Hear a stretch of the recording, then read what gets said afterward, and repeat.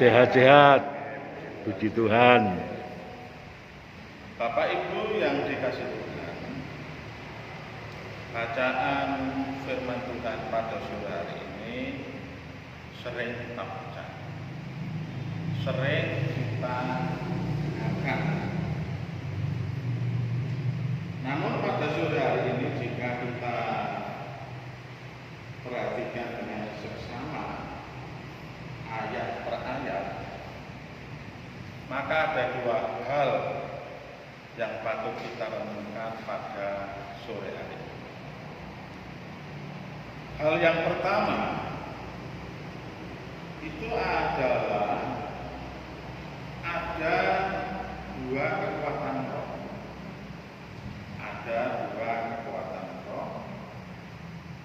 Roh yang pertama adalah kekuatan atau kuasa dari Roh Kudus, Roh Allah. Kemudian kekuatan yang kedua ada kekuatan dari roh jahat yang berasal dari iblis. Untuk kekuatan Roh Kudus, mari kita lihat ayat yang pertama. Demikian firman Tuhan. Yesus yang penuh dengan Roh Kudus kembali dari Sungai Yordan, lalu dibawa oleh Roh Kudus ke padang gurun. Kalau kita cermati dengan betul Bapak Ibu, di sini ada kekuatan Roh Kudus membawa Yesus dari Sungai Yordan ke padang gurun. Ini kekuatan besar dari Roh Kudus. Apa tujuannya dibawa ke padang gurun? Mari kita lihat ayat yang kedua. Di situ ia tinggal 40 hari lamanya dan dicobai iblis. Selama di situ ia tidak makan apa-apa dan sesudah waktu itu ia lapar. Jadi Roh Kudus membawa Yesus ke padang gurun itu tujuannya adalah Yesus dicobai iblis. Sebelum dicobai, ia melakukan puasa 40 hari. Di sini ada yang menafsirkan 40 hari itu siang dan malam. Tapi kalau dimaksudkan secara akal, satu hari itu kan 24 jam. Yang 12 siang, yang 12 jam malam. Nah, 40 hari berarti 40 siang, 40 malam. Yesus berpuasa, tidak makan dan minum. Itu masuk akal. Karena di padang gurun tidak ada warung besar. Tapi Tuhan Yesus kuat. Kita bayangkan saja, andai kata kita puasa, tidak makan, tidak minum, siang malam, 1 minggu saja. Apa yang terjadi? Ya, jalannya kuat Bapak Ibu secara manusia ya. Tidak makan, minum 2 hari aja sudah Gloyor.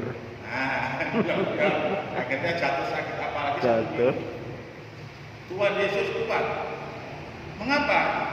Tuhan Yesus sudah dipenuhi dengan Roh Kudus. Pak umpomo seket dina kuat jadi begitu. Kuat Bapak Ibu. Karena Tuhan Yesus sudah dipenuhi dengan Roh Kudus. Nah, secara manusia setelah berpuasa 40 hari lamanya, ia merasa lapar. Pada saat lapar-laparnya, iblis dalam bentuk ular datang kepadanya. Ya, datang kepadanya. Tadi saya katakan ada kekuatan roh, ya hal yang pertama, yaitu Roh Kudus dan kekuatan roh jahat. Apakah roh jahat itu punya kekuatan atau kuasa, Pak? Punya. Punya. Buktinya mana? Pada ayat yang kelima. Demikian firman Tuhan. Kemudian ia membawa Yesus ke suatu tempat yang tinggi, dan dalam sekejap mata ia memperlihatkan kepadanya semua kerajaan dunia. Nah, ini menunjukkan iblis juga punya kuasa. Dalam sekejap mata Tuhan Yesus ditunjukkan kerajaan dunia. Sama-sama punya kuasa. Yang satu Roh Kudus itu juga penguasa, punya kuasa. Iblis juga punya kuasa. Nah, kita harus jeli bagaimana membedakan antara kuasa Roh Kudus dan kuasa iblis. Nah, ada ciri-ciri Bapak Ibu. Ciri-ciri dari orang yang kepenuhan Roh Kudus. Itu cirinya pertama, orang itu taat kepada Allah. Dalam artian dia selalu mentaati apa yang difirmankan Tuhan untuk dilakukan dalam kehidupan sehari-hari. Itu ciri orang yang kepenuhan Roh Kudus. Ciri yang kedua, orang yang kepenuhan Roh Kudus adalah hidupnya selalu kudus. Artinya hidupnya hanyalah seturut ajaran-ajaran atau firman Tuhan dan menjauhi dosa. Menjauhi dosa ini luas Bapak Ibu, dalam arti perbuatan yang bersifat dosa itu dijauhi. Itu ciri-ciri orang yang kepenuhan dari Roh Kudus. Sedangkan ciri orang-orang yang kepenuhan dari roh jahat adalah pertama, anti Kristus. Mengapa sih itu anti Kristus? Karena Kristus Yesus itu ajarannya adalah kasih sesuai dengan firman. Nah, orang yang kepenuhan roh jahat itu tidak mau Bapak Ibu, tidak mau mendengarkan ajaran-ajaran Yesus. Kedua, orang itu senang melakukan perbuatan-perbuatan yang menghasilkan dosa. Ini, itu ciri-ciri dari orang yang kepenuhan roh jahat. Bapak Ibu yang dikasih Tuhan, hal yang kedua adalah ada upaya dari iblis untuk menggugurkan gelar Yesus sebagai anak Allah, sehingga ia mencobai Tuhan Yesus. Jadi ada upaya dari iblis untuk menggugurkan gelar Yesus sebagai anak Allah. Apa buktinya? Buktinya pada pencobaan yang sebanyak 3 yang dilakukan iblis di padang. Mari kita lihat masing-masing pencobaan. Pencobaan yang pertama dilakukan iblis kepada Tuhan Yesus adalah pada ayat yang ketiga dan 4. Lalu berkata iblis kepadanya, "Jika engkau anak Allah, suruhlah batu ini menjadi roti." Ini pencobaan iblis kepada Yesus. Bapak Ibu, sebetulnya Tuhan Yesus bisa tidak mengubah roti mengubah batu menjadi roti? Bisa. Bisa nggak kira-kira? Bisa. Bisa. Bisa Bapak Ibu. Mengapa Tuhan Yesus tidak lakukan? Nah ini, mengapa Tuhan Yesus tidak melakukan itu? Salah satu alasan mengapa Tuhan Yesus tidak melakukan itu, karena itu perintah iblis. Andai kata Tuhan Yesus melakukan itu, melakukan apa yang diperintahkan iblis, gelar gelar anak Allah gugur, Bapak Ibu. Gugur. Mengapa saya katakan gugur? Karena Tuhan Yesus selain mentaati perintah Allah, mentaati perintah iblis. Ini alasannya, sehingga ada upaya iblis menggugurkan gelar Yesus sebagai anak Allah. Tuhan Yesus mengatakan atau menjawab dengan sangat bijaksana. Ada tertulis, manusia hidup bukan dari roti saja, melainkan ada hal yang paling penting selain itu. Artinya di sini Tuhan Yesus tidak meremehkan makanan bagi kehidupan manusia, tidak. Memang makanan itu dibutuhkan untuk kelangsungan hidup manusia. Kita setiap hari pasti butuh makan dan minum untuk membantu kelangsungan hidup kita supaya hidup kita sehat. Tetapi apakah hidup itu hanya makan itu saja? Tidak. Ada di luar itu yang lebih penting, yaitu firman Tuhan. Di sini Tuhan Yesus jangka panjangnya tidak mementingkan untuk kepentingan dunia, tapi untuk kepentingan akhirat. Kita ingat, makan hanya untuk hidup di dunia.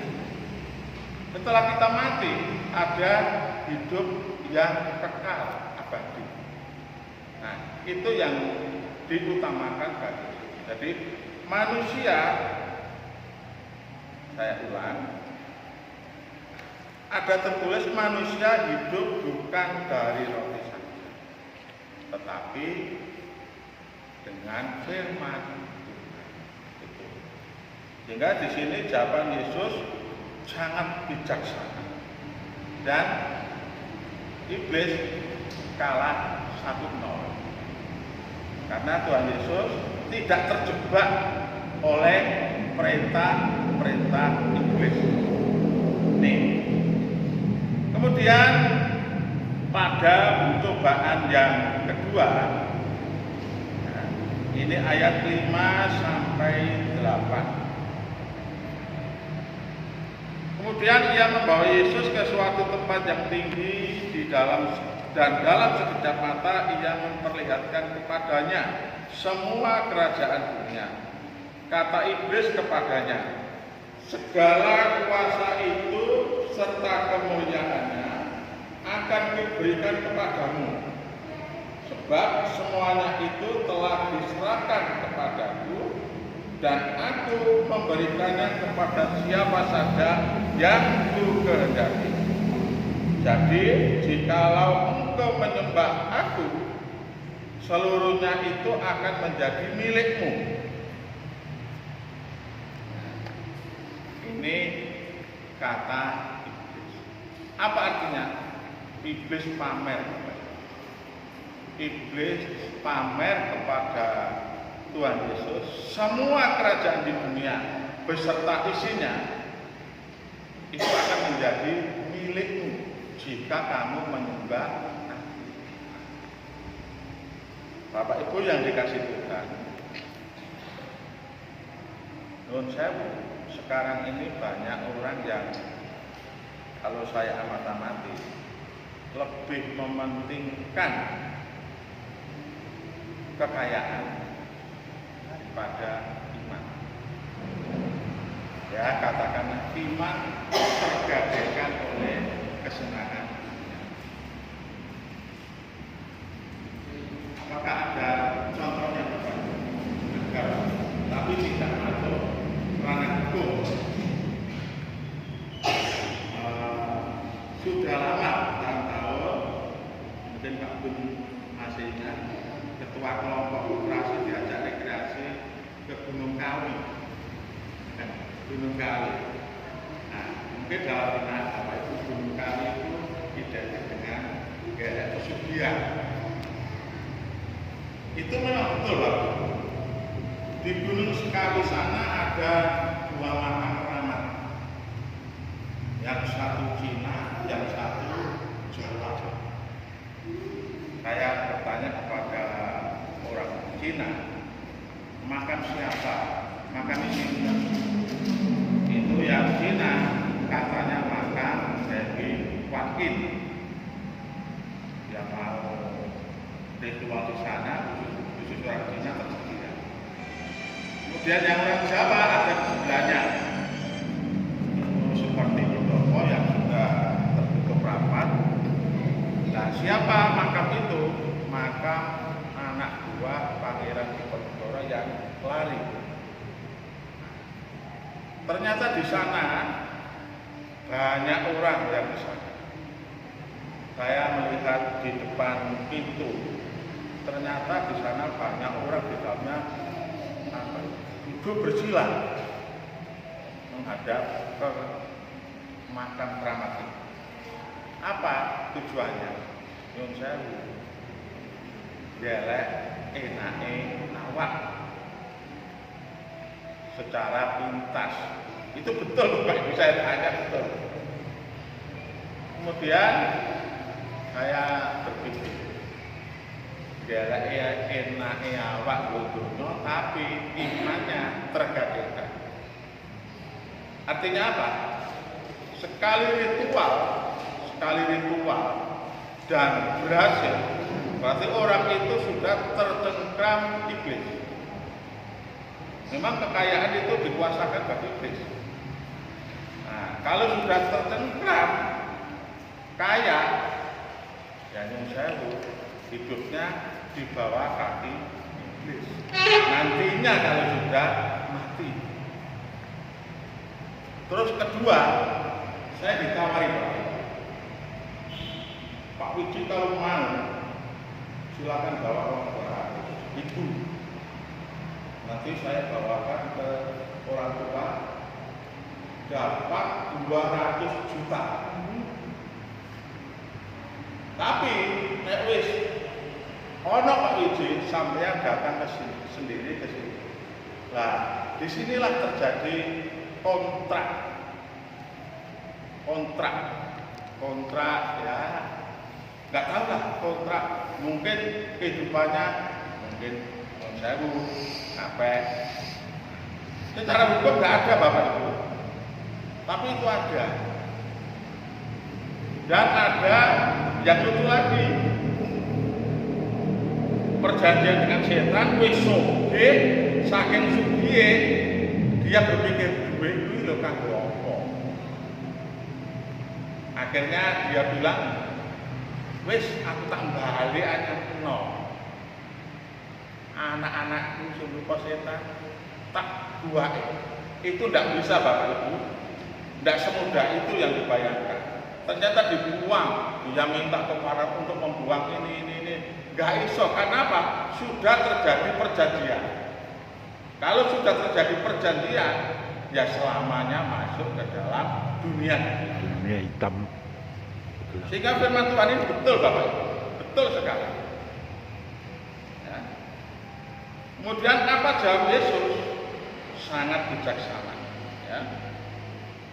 Tetapi Yesus berkata kepadanya, ada tertulis, engkau harus menyembah Tuhan Allahmu, dan hanya kepada Dia sajalah engkau berbakti. Nah, Tuhan Yesus lagi-lagi tidak mau menuruti iblis.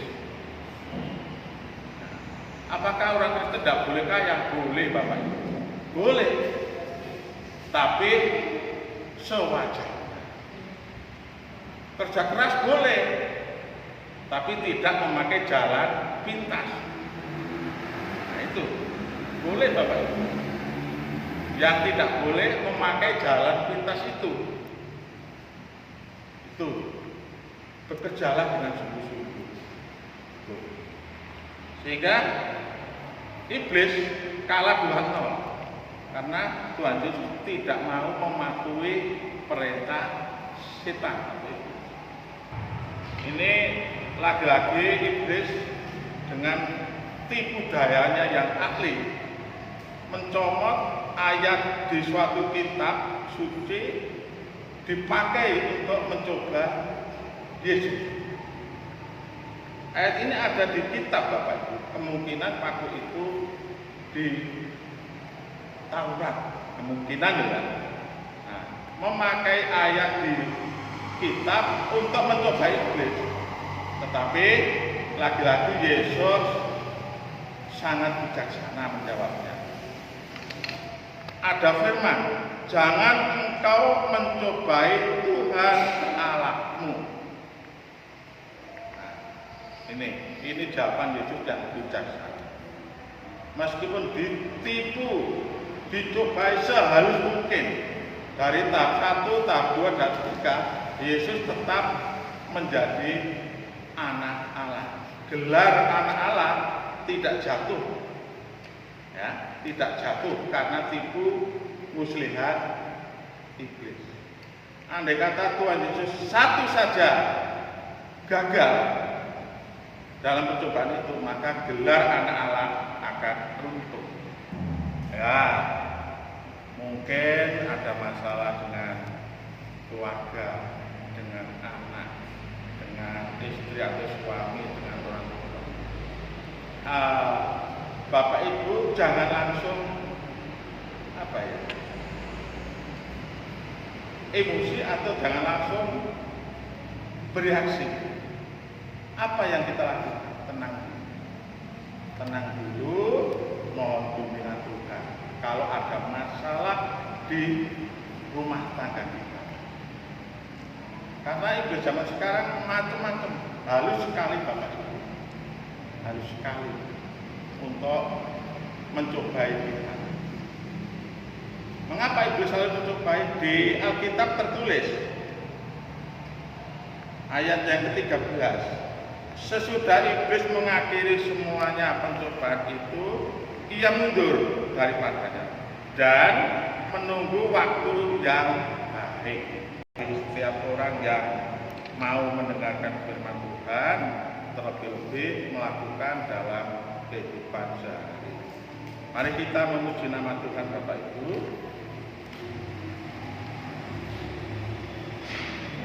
Dari Kidung KPJ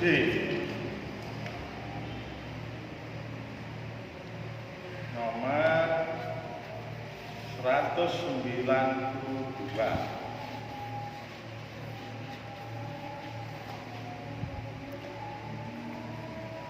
Isine kabar kabinaan. Monggo. Isine kabar kabinaan.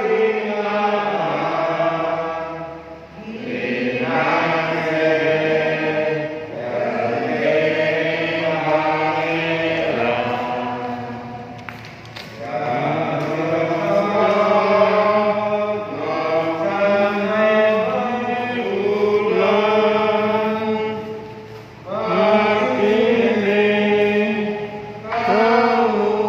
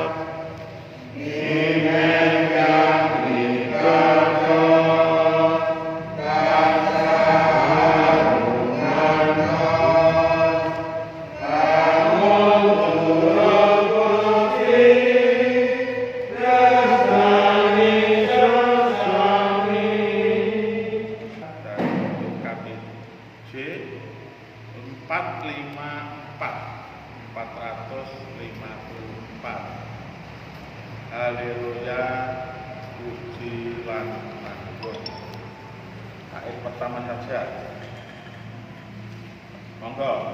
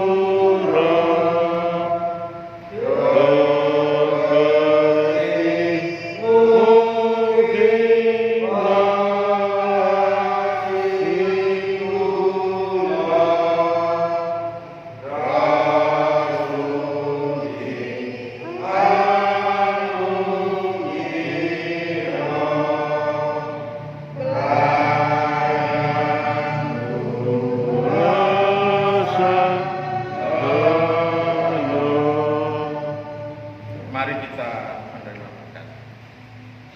Kiranya kasih karunia dan damai sejahtera yang datang dari Allah Bapa, Yesus Putra dan persekutuan Roh Kudus turun atas kita semua mulai hari ini sampai selama-lamanya.